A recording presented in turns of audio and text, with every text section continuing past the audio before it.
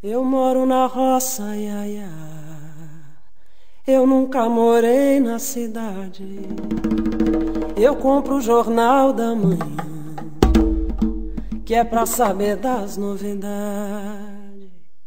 Mateus é filho e neto de trabalhadores rurais, gente da terra que acaba perdendo tudo para pagar dívidas de banco. A família não vê outra solução para as promissórias acumuladas em função de plantações prejudicadas pelo clima e pela má sorte. O jeito é ir para um acampamento sem terra, onde Mateus encontra uma vida muito diferente da que tinha antes. Mateus vivia com os pais, duas irmãs, um irmão e seu avô, Lindolfo, que coloriu sua infância com histórias e ideias mirabolantes. Foi ele que o ensinou a imaginar a vida dura, precisava de cor, precisava de sonhos. Uma típica família do interior, muito religiosa, que tirava o sustento do campo. Mateus e Pedro, seu irmão mais novo, passaram a infância juntos explorando a pequena propriedade do pai. Seu avô, sempre filósofo e brincalhão, subitamente aparece com um caixão em casa, disposto a tirar um sarro com a morte. Ele, que sempre acordava mais cedo que todos, num determinado dia não acordou. Ao ir vê-lo, lá estava ele no caixão, deitado, parado. De repente ele salta do caixão, dando risada, após colocar toda a família em pé. Seu avô Lindolfo, com uma imaginação brilhante, veio com uma ideia de que havia ouro na propriedade. Então, Mateus o ajudou a cavar cada metro quadrado, mas nada foi encontrado.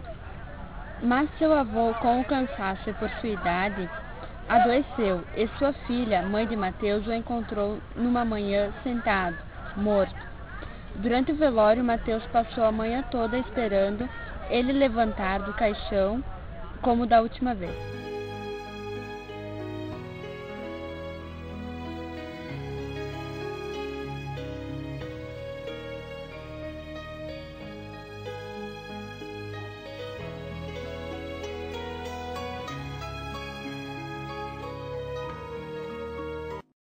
Devido às lembranças de seu pai, nas paredes da modesta residência onde viviam, a mãe de Mateus convenceu o marido a vender um pedaço das terras para construir uma casa nova.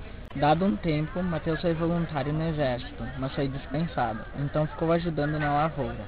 Certo dia, Moisés, seu pai, chegou com a ideia de cultivar soja, mas por não saber nada sobre grandes plantações, as chuvas prejudicaram muito a safra.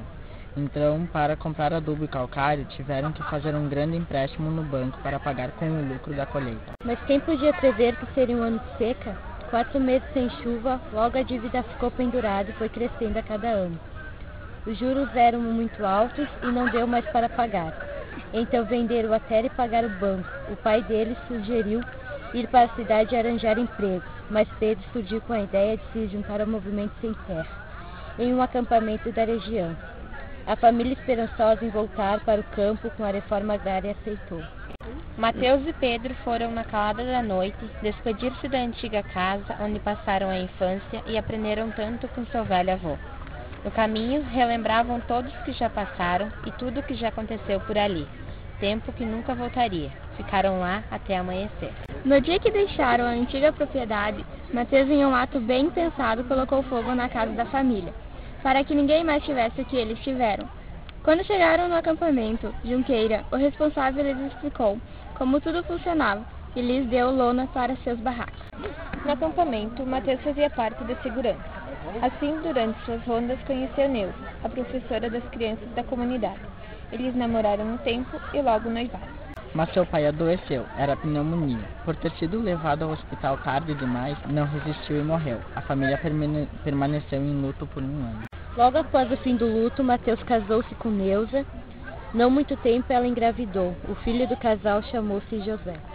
Um tempo depois, em votação em uma assembleia, foi aprovada uma manifestação na Praça da Matriz, em Porto Alegre, onde a vida de Mateus tomaria um rumo inesperado.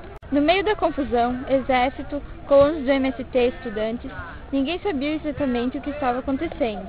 Mateus levantou a foice e matou o soldado, com a mesma mão direita com que fez tanto na vida, e correu. Hoje preso, Neuza leva José para vê-lo. O visita sempre e nunca irá abandoná-lo. Da cadeia, ele nos contou uma história. Então encerramos com as palavras do próprio Mateus. Na sombra, agora eu me busco, e me conto, e me refaço. Estou aprendendo a contar. Cada vez que conto minha história, vejo ela melhor. Contar clareia. Antes de você partir, me diga. Contar não é como seguir um estradão que se espalha pelo tempo com as curvas do rio? O estrondo das cascatas é a modora manhosa das enchentes. Principei de um jeito, enveredei por outro. Fui e vim, feito folha em redemoinho. Me enredei na espuma. Não lhe contei tudo, é verdade.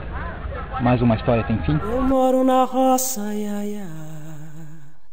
Eu nunca morei na cidade. Eu compro o jornal da manhã, que é pra saber das novidades. Eu moro na roça, iaia. Eu nunca morei na cidade. Eu compro o jornal da manhã, que é pra saber das novidades.